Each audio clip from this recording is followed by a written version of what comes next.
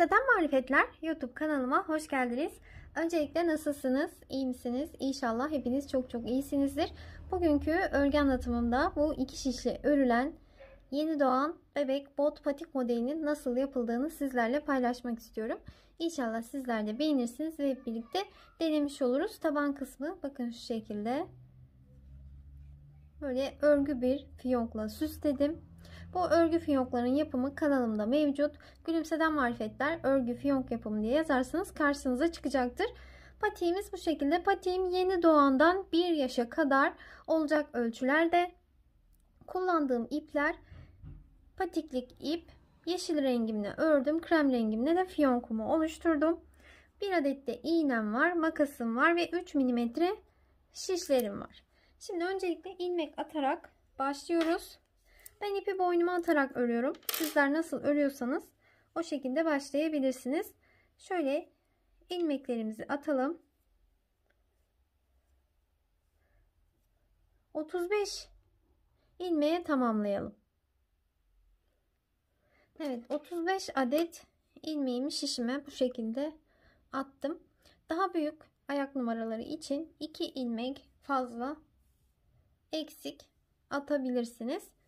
Şimdi ilk ilmeğimi her zaman örmeden alıyorum. Diğerlerini ters olarak örüyorum. Şu an örgümün arka yüzündeyim.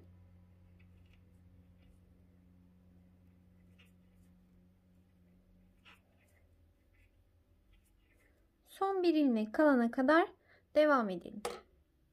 Son ilmeğime geldim. Onu her zaman düz olarak örüyorum. Kenarlarım daha düzgün çıkıyor. Örgümün arka yüzünü bitirdim. Ön yüzüne geçtim. Yine her zamanki gibi ilk ilmeğimi örmeden aldım. Diğerlerini ters olarak örüyorum.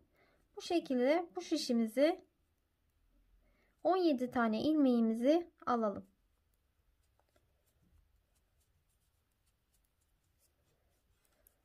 Ortadaki 18. ilmeğe kadar bu şekilde örelim. 2, 4, 6, 8, 10, 12, 14, 15, 16, 17. 17 tane ilmeğim burada şişimde. 17 tane ilmek de burada olacak. Şurada 18. ilmeğimiz var. O ortada düz olarak ilerleyecek. Bu ilmeğimizi düz olarak örelim. 18. ilmeği. Sonrasında geri kalan 17 tane ilmeği örelim. İlmeklerimi yine ters olarak örüyorum. Son ilmeğe geldiğimde onu düz öreceğim. Düz olarak ördük. Şimdi burada örgünün ön yüzünde ne yaptık? 17 tane ilmeğimizi böyle örerek geldik. 18. ilmeği düz ördük. Sonra tekrar 17 tane ilmeği ördük. Şimdi örgünün arka yüzündeyiz. Arka yüzünde ilmeklerin tamamını ters olarak örelim. Örgümün ön yüzüne geçtim. Şimdi burada artık bir diş haroşa sırasından sonra artmalara başlayacağız. İlk ilmeğimizi örmeden alıyoruz. İkinciyi ters olarak ördüm.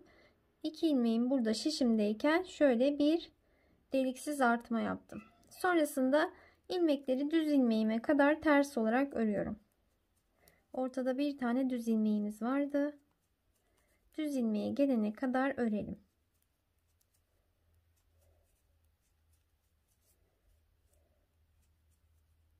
Şimdi düz ilmeğime geldim. Düz ilmeğimi örmeden tekrar bir ilmek daha artma yapıyorum ve deliksiz bir artma. Sonra düz ilmeğimi örüyorum. Düz ilmeğimi ördüm. Düz ilmekten hemen sonra bir tane daha şişime artma yaptım. Tekrar ters olarak ilmekleri örüyorum. Son 2 ilmek kalana kadar örelim tek tek.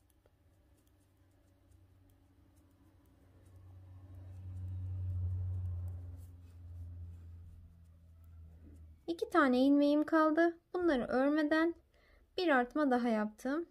Ve 2 tane ilmeğimi ördüm. Bu artmaları örgümüzün ön yüzünde yapıyoruz. Arka yüzünde ilmeklerin tamamını ters olarak örelim. Tekrar örgümün ön yüzüne geldim. Yine aynı şekilde artmalarımı yapacağım. 2 ilmeği buraya şişime aldım. Bir tane artma yaptım. Sonra düz ilmeğime kadar ilmekleri tek tek ters örüyorum.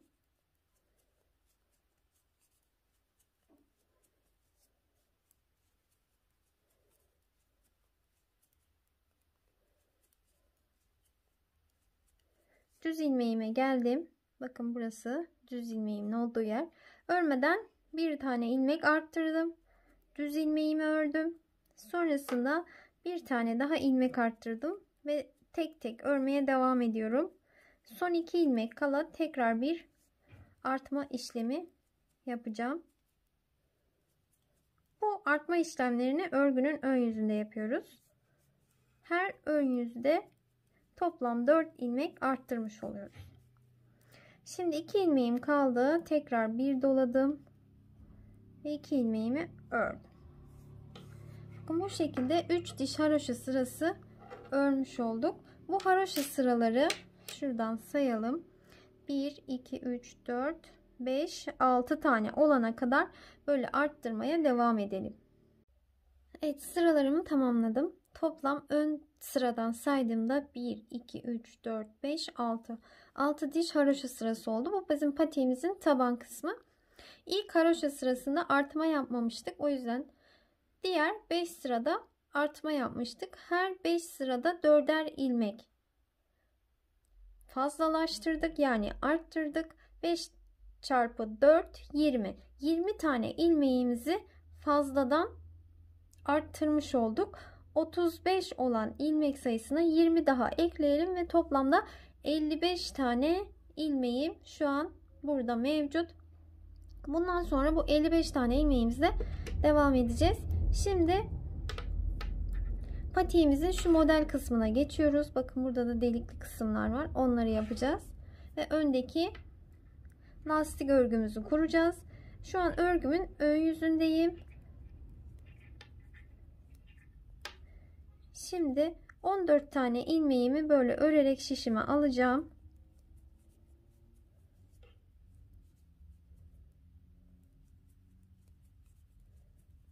Sayalım. 2, 4, 6, 8, 10, 12, 14.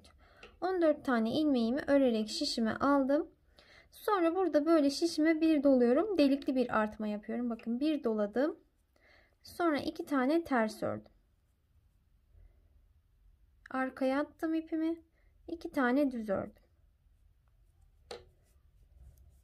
2 tane ters ördüm. 2 tane düz ördüm. 15 tane ilmek kalana kadar böyle 2 ters 2 düz olarak örmeye devam edelim.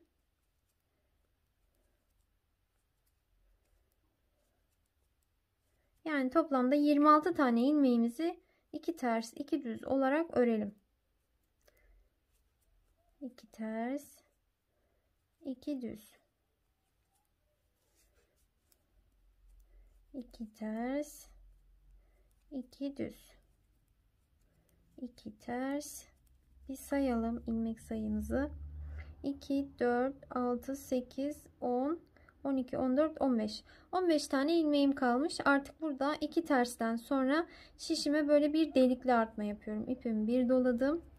Sonra 15 tane ilmeğimi ters olarak örüyorum sıra sonuna kadar.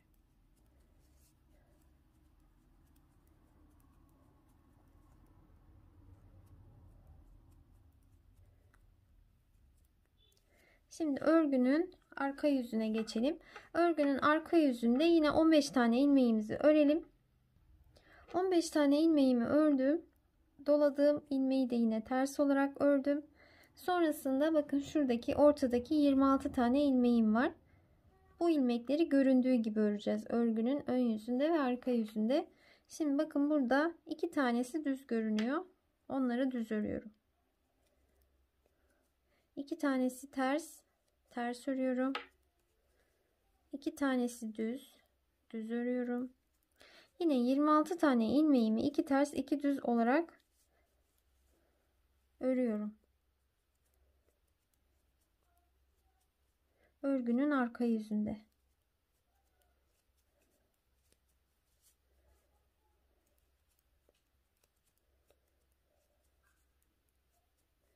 Tersleri ters, düzleri düz örelim.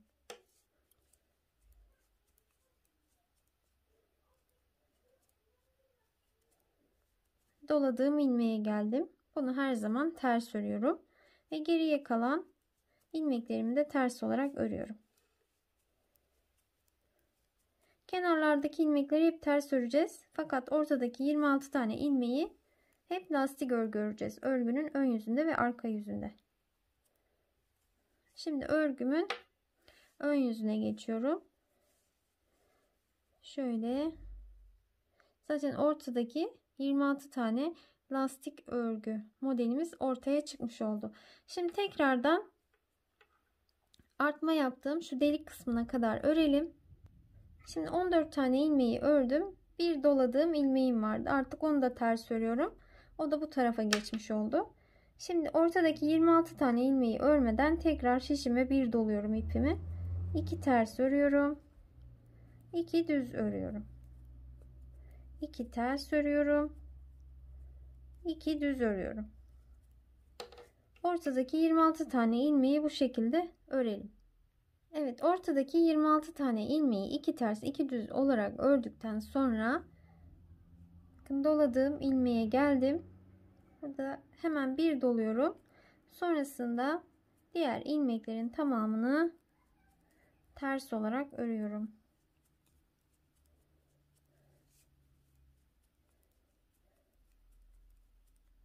Bu arada her ön sırada 2 ilmek arttırmış oluyoruz. Şuralarda doladığımız ilmekler fazlalık oluyor. Bakın burada ilk sırada 14 ilmek örmüştük. Şimdi 15 ilmek ördük. Burada en sonda ilk sırada 15 ilmeği örmüştük. İkinci sırada 16 ilmek oldular. Ortadaki 26 ilmek 2 ters 2 düz. O sabit gidecek. Şimdi şöyle kenardaki bakın şurada delikli kısımlar var. Şöyle göstereyim. 1, 2, 3, 4, 5, 6. Burada 6 tane böyle delik olana kadar bu şekilde örmeye devam edelim. Örgünün ön yüzünde ip dolama işlemini yapacağız. Artma işlemini.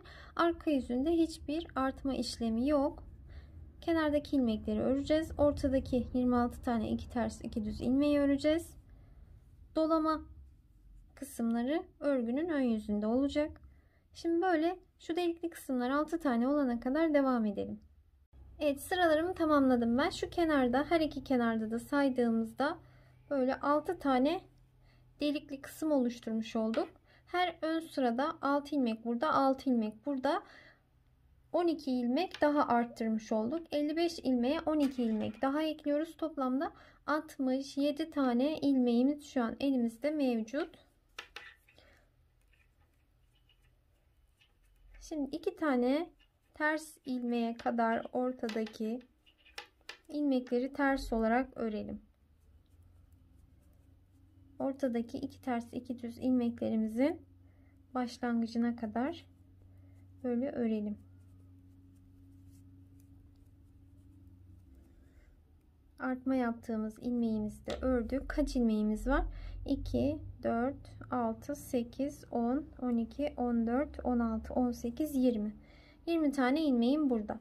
Şimdi ortadaki 26 tane ilmeğin 2 tersinin 2 ilmeğin ikisini birlikte ters ördüm. 2 tane düz ilmeğimiz var. İkisini birlikte düz örelim. 2 tane ters var. İkisini birlikte ters örelim. İlmekleri eksiltiyoruz. 2 ilmeğin ikisini birlikte düz örelim. 2 ilmeğin ikisini birlikte ters örelim. Böyle ortadaki ilmeklere bu işlemi uygulayalım. Şimdi bu ortada giden 2 ters 2 düz ilmekleri yani 2 2 örerek 13'e düşürmüş olduk. Şimdi burada 13 tane ilmeğimiz kaldı. Sonra geriye kalan ilmeklerimi böyle tek tek örerek sıramızı tamamlayalım. Örgümün ön yüzüne geçtim. Ortadaki 13 tane ilmeğe kadar böyle ilmeklerimi tek tek örerek ilerliyorum. Evet, geldim. Şimdi ortadaki 13 tane ilmeği böyle örmeden şişime alacağım.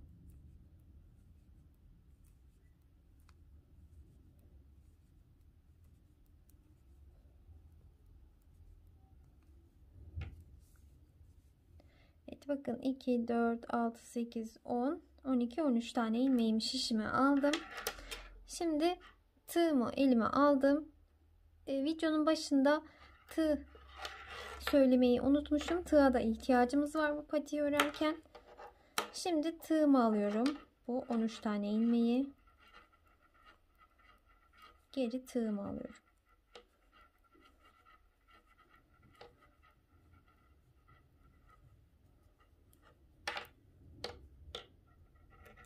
Evet, 13 tane ilmeği tığıma aldım. Şimdi şöyle şu şişimizi çekelim. Bu 13 tane ilmeğimizi burada bir düzme işlemi yapacağız. Tığımızın yardımıyla. Bakın böyle tığımıza ipimizi dolayalım. Böyle ilmekleri tek tek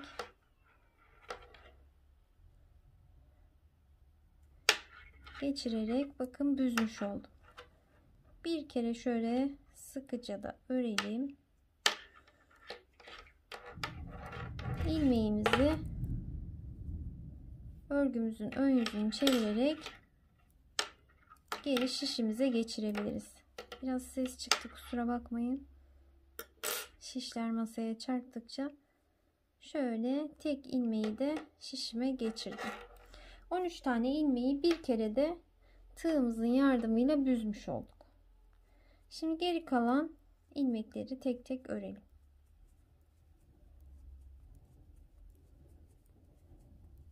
On üç tane ilmeği birden hani şişimizle büzmesi zor olabilir diye ben tığ kullandım. Şimdi böyle tığımızla yapmış olduk. Şöyle bakın. 13 tane ilmeğimizi tek ilmeğe düşürdük. En başta 26 tane ilmeğimiz vardı burada.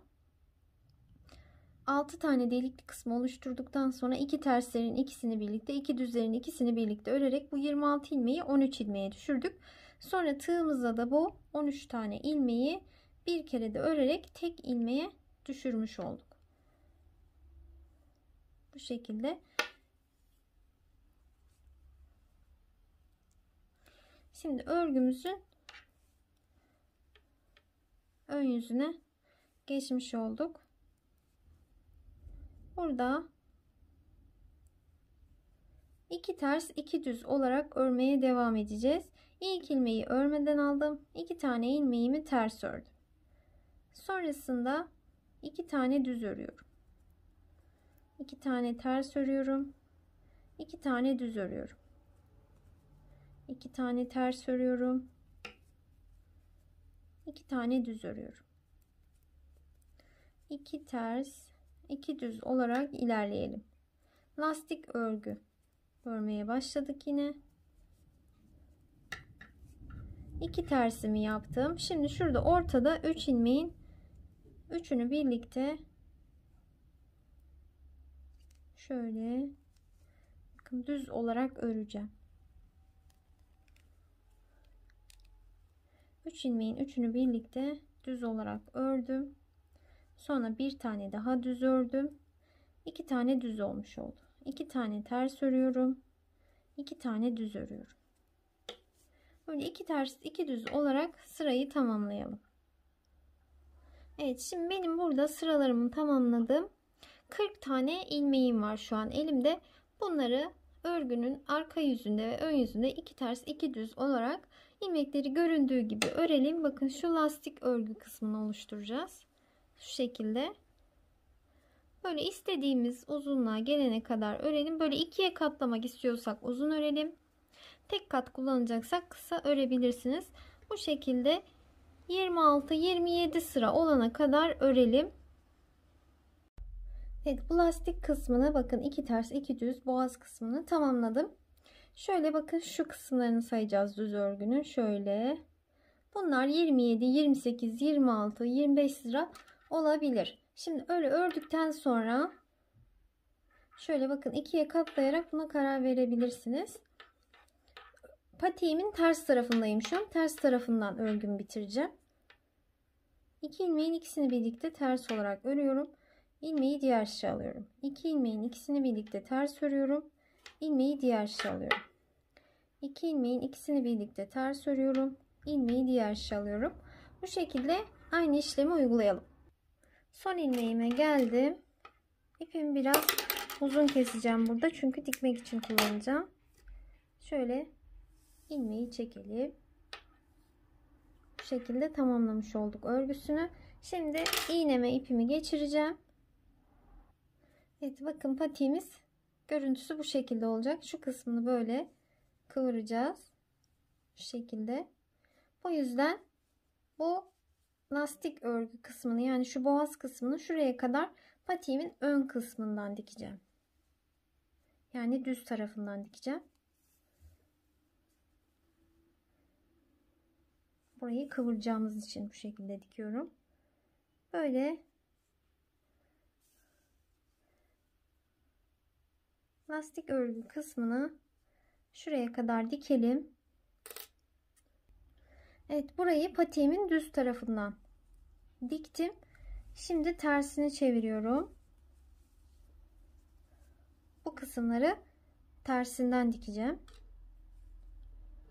Patiğimi ters çevirdim. Şimdi bu kısmı tersinden dikiyorum. Böyle şuraya kadar dikelim gelelim. Evet, bu kısma kadar diktim. Şimdi şöyle yukarıdan ilmeklerin içinden geçtim. Buraya şöyle bir düğüm atıyorum. Sonrasında tekrar ipimizi şöyle gizleyelim. Makasımızla kesip patiğimizi dikimini tamamlamış olduk. Şimdi şu şekilde düz tarafını çevirelim. Bu kısmını buradan düz tarafından diktik. Çünkü geriye kıvıracağımız için, bakın burası dikişi düzgün dursun diye bu şekilde dikimini tamamlamış olduk. Manken ayağımıza da giydirelim. Gülümseten Marifetler fiyonk yapımı diye yazarsanız kanalımda fiyonkun nasıl yapıldığını kısa bir videoda açıkladım. Bu şekilde fiyonk örerek de süsleyebilirsiniz. Bu fiyonkumu yaptıktan sonra böyle iplerimle tutturdum. Gerçekten çok güzel oldu. Patiğime de çok yakıştı. Bu şekilde pompon da yapabilirsiniz. Dilerseniz bir düğme de dikebilirsiniz. Bu şekilde sade haliyle de kullanabilirsiniz. Gerçekten çok güzel bir model oldu. Umarım sizler de beğenirsiniz ve hep birlikte yapmış oluruz. Biraz uzun video oldu. Sizlere de böyle ayrıntılı bir şekilde anlatmak istedim. İnşallah sıkmamışımdır. Bir sonraki videolarımda görüşmek üzere. Hoşça kalın. Beni ilk defa bu videomda tanıyanlar lütfen kanalıma abone olursanız çok mutlu olurum. Hoşça kalın.